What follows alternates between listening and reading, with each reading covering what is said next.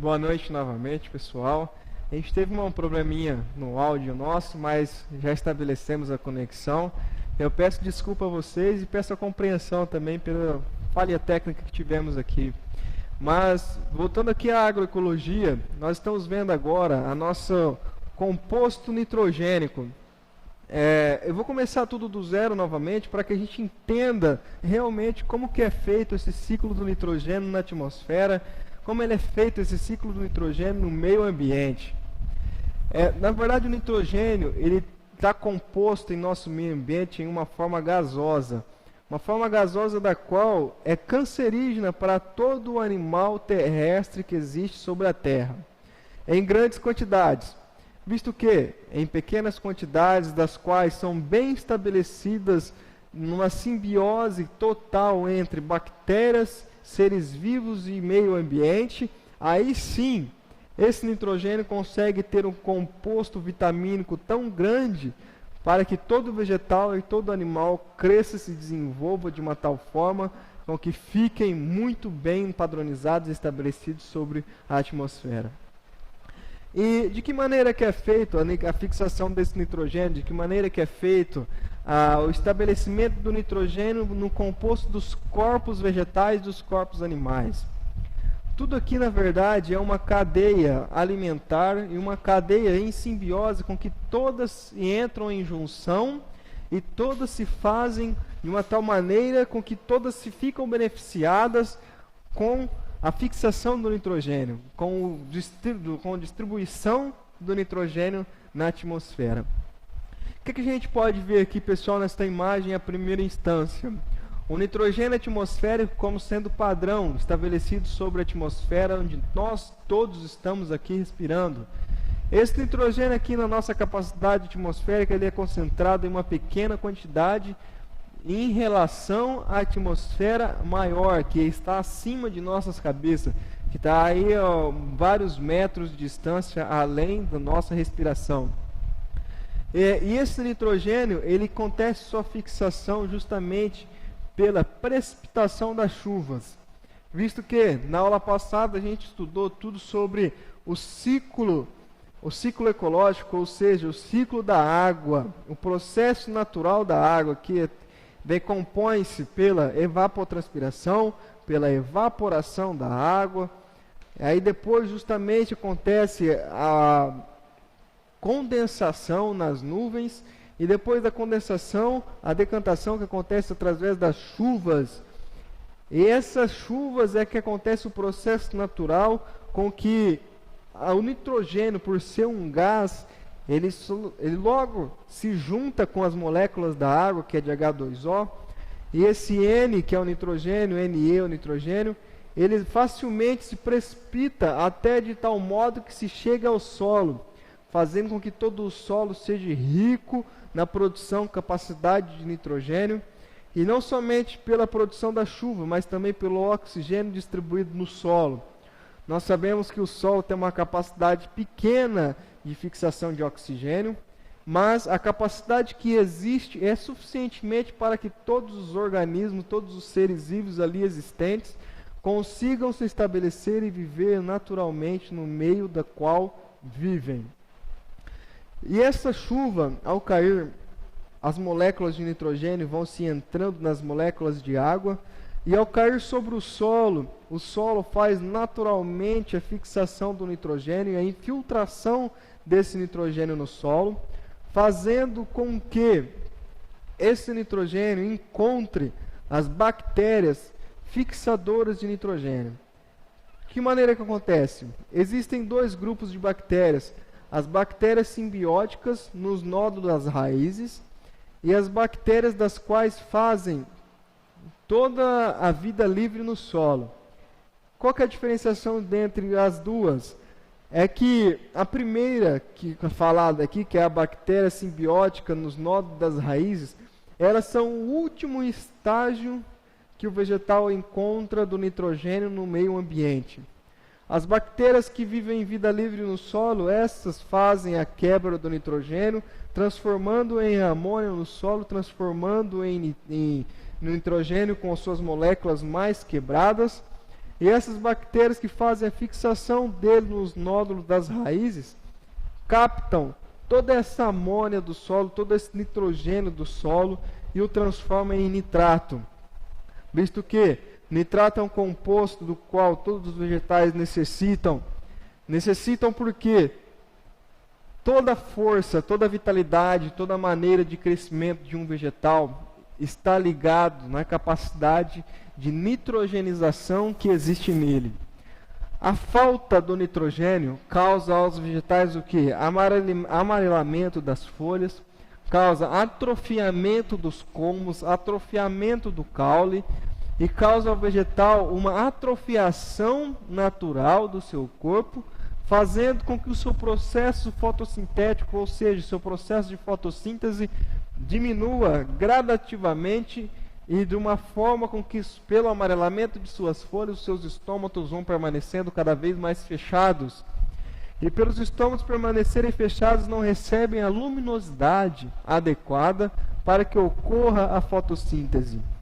Então, visto que o nitrogênio a gente já consegue ver que é um composto que é essencial para a vida vegetal e é essencial para a vida animal.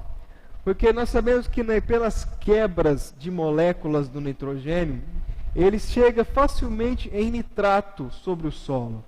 E esse nitrato nada mais é quando acontecem os compostos orgânicos da fotossíntese, quando o vegetal retira do solo toda a seiva bruta, que na verdade é o nitrato, e leva até as extremidades das folhas, fazendo com que essa seiva bruta se transforme em seiva elaborada. É aí que ocorre a transformação do nitrato para a nossa simbiose em carboidrato. E esse carboidrato para nós animais, ele é essencial, visto que o carboidrato para os animais e para também os vegetais, ele aumenta a capacidade fibrótica, a capacidade de fibras musculares nos animais e a capacidade de fibra nos colmos e nos caules dos vegetais. Mas há uma coisa muito interessante que a gente deve sempre se perguntar: como que as bactérias fazem essa transformação do nitrogênio em nitrato, em amônia e em outros compostos que são essenciais para a vida vegetal?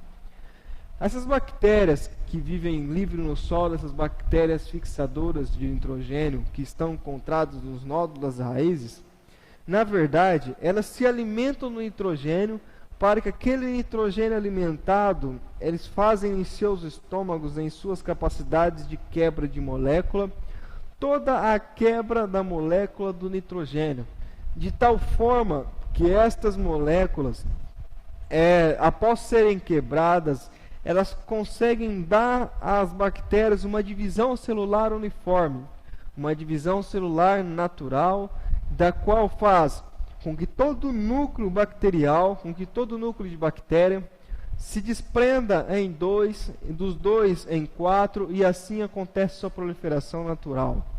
Mas como que acontece a vida natural dessas bactérias? A vida natural dessas bactérias, ela necessita de uma quantidade boa e controlada de umidade, e uma quantidade boa e controlada de temperatura e compostos orgânicos. Porque visto que todo composto orgânico há a presença de nitrogênio. E quando há essas questões ambientais, de uma forma bem trabalhada, de uma forma com que não seja nociva a esse corpo de bactéria, a esse corpo de seres vivos, aí sim que começa a acontecer a sua proliferação. Vegetais adequados dos quais fazem a proliferação natural dessas bactérias são as leguminosas, visto que toda leguminosa, como o feijão, como o feijão, o tomate, o amendoim, quando nós puxamos e olhamos as raízes dessas leguminosas, nós conseguimos ver nódulos, não somente em leguminosas, mas em árvores também, em árvores arbustivas ou em árvores de grande porte. Nós conseguimos ver nódulos pequenos, como se fossem verrugas. Na verdade, essas verrugas, elas são as bactérias fixadoras de nitrogênio, porque na verdade elas se capacitam para que fiquem próximas às raízes, para que todo crescimento das raízes aconteça de uma forma com que as raízes vão em busca de água, as raízes vão em busca de umidade, para que toda seiva bruta conduza pelas suas correntes de vasos condutores de uma forma mais acentuada, de uma forma mais tranquila. E quando acontece esse crescimento e essa busca excessiva por água, essas bactérias fixadoras de nitrogênio, elas ficam presas nos poros fibróticos, ou seja, nos poros existentes nas raízes dos vegetais. E quando elas ficam nesses poros, vamos imaginar aqui uma bactéria somente fixada em um poro de um vegetal, um poro de uma raiz de um vegetal. Ali ela encontra umidade adequada, calor adequado e matéria orgânica adequada. Porque, visto que toda raiz, ou seja, todo corpo vegetal, ele cresce de dentro para fora. E o que vai ficando para fora vai se transformando em composto orgânico. As raízes não é diferente. A raiz também cresce dessa forma, de dentro do seu núcleo para fora. E dessa forma, quando vai acontecendo esse crescimento, essas bactérias, imaginando uma só dentro de um poro, elas começam a se multiplicar. E essa multiplicação vai acontecendo no poro das raízes, que chega ao momento em que há tanto volume bacterial, há tanto volume de bactéria fixadora de nitrogênio, de qual elas conseguem expandir o corpo, o tecido vegetal, fazendo verrugas. E essas verrugas não são nocivas aos vegetais. Muitas vezes nós vemos essas verrugas em produção de amendoim, e o proprietário até fica meio assustado, achando que é algum tipo de praga ou algum tipo de praga que vá fazer com que sua produção diminua. Mas na verdade não são esses nódulos que fazem a diminuição de sacas ou a diminuição de produção de algum composto vegetal que está implantado numa cultura de produção. Na verdade, esses nódulos eles são bem-vindos, porque quando acontecem esses nódulos, significa que o seu material de solo, que os seus solos têm uma grande quantidade de matéria orgânica e tem também uma grande quantidade de bactérias fixadoras de nitrogênio. E essas bactérias fixadoras de nitrogênio são essenciais para o vegetal, conforme foi dito, porque o nitrogênio, no seu composto original, não tem grandes necessidades e não tem grandes volumétricos para que cresça o vegetal, mas o seu composto em nitrato, sim. O seu composto em nitrato é que dá a capacidade adequada para que o vegetal cresça e se desenvolva. Aqui, nesta figura, a gente consegue ver uma bactéria causando a nitrificação por bactérias no solo, uma seta da qual está o nitrato no solo e a perca por inclinação e a perca por sedimentação profundas. O que seria isso daqui? Nós vimos que a chuva é um composto do qual é essencial para que aconteça a variação de fixação de bactérias e a variação de fixação de nitrogênio no solo. Mas quando esse composto já está evoluído, quando esse composto está de uma maneira mais avançada, e esse composto está na forma de nitrato no solo, e quando vem a chuva, pela infiltração natural da água, ela leva junto esse nitrato para os efluentes. E esse nitrato dos efluentes, ele não é muito bom, visto que o nitrato na sua forma natural, em grandes quantidades, não estabelecidos pela natureza e aglomerados nos nossos lençóis freáticos, causa na realidade um campo quando os seres animais, os seres vivos e mamíferos, como os seres humanos e gado, vão se alimentando dessa água, vão se bebendo dessa água, causa mutações genéticas em fetos e causa mutações genéticas em moléculas de animais.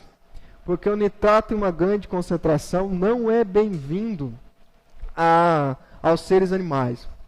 Visto que o nitrato ele é absorvido pelos vegetais, mas quando é causado alimentação por animais, ele se transforma em carboidrato.